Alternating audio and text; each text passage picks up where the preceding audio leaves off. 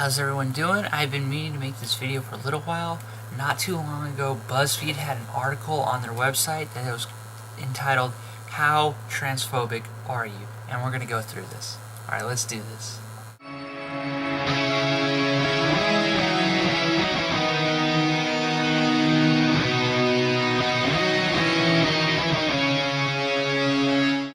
First question up is, a person is transgender if?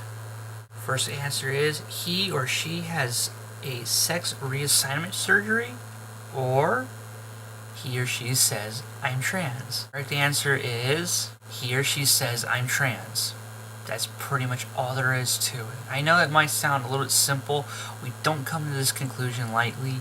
This isn't, oh, it's Tuesday morning and I feel pretty, I'm going to be a woman today.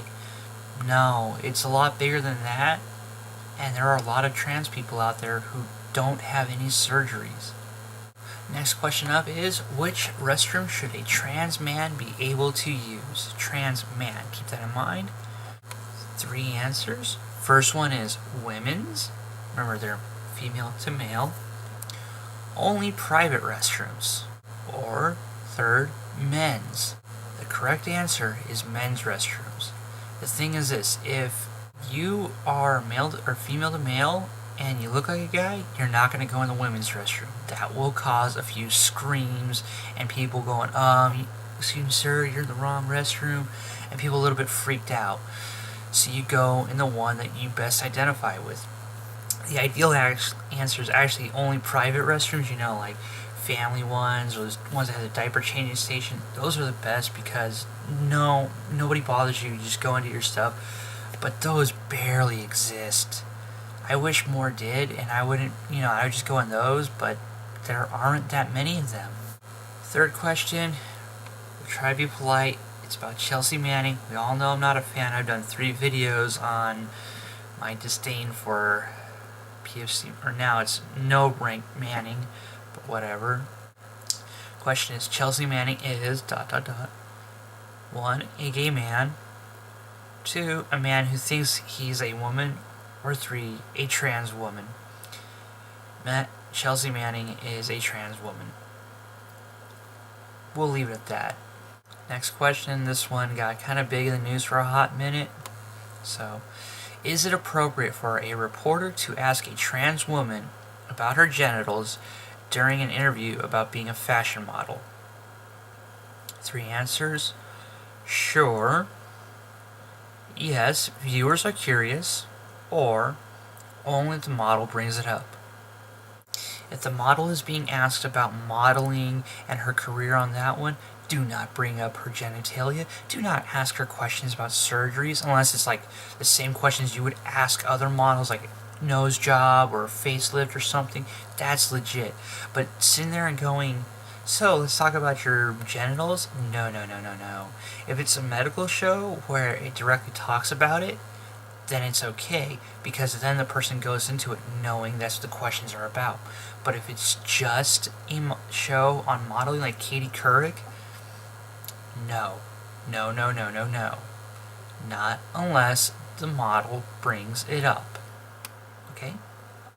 Next one is about a reality show. The question is, the female or she-male mini challenge on RuPaul's Drag Race was hilarious, awkward but drag queens get a pass, or offensive.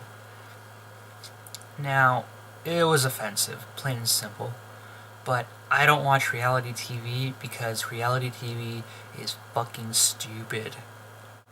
The phrase hot tranny mess is cool to say among friends, I say it all the time, or terrible. Now, I had to look this up because I didn't know what it means, so I went on Urban Dictionary. Basically, it means a more colorful way of calling someone a hot mess, itself a way of calling someone a mess. The added color of tranny and hot takes the edge off of calling someone directly a mess. It can have a range of connotation from negative to neutral. Sometimes, ironically, it can be a compliment. Your new coworker is trans. Is it okay to ask about his surgery or surgeries? Yes, I want to learn as much as I can. Duh, what did he expect? If he brings it up, sure. Now, the correct answer is if he brings it up, sure.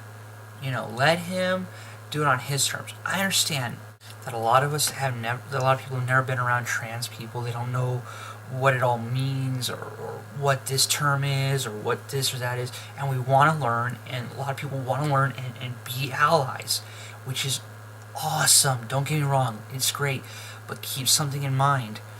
These can be very, very personal questions that probably have no place in, at the water cooler or something. If you become close friends and you bring it up, by all means talk about it, but only if that trans person brings it up.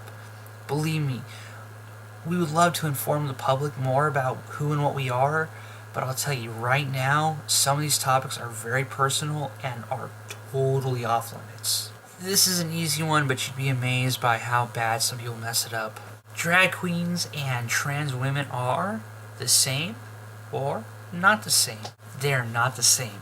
Drag queens are performers. They're people who actually kind of have a caricature of women, and they go out there all done up, and it can be a hell of a show, but they are not trans women. Are there drag queens who are trans? Absolutely, but they are not mutually exclusive terms, and nor are they interchangeable.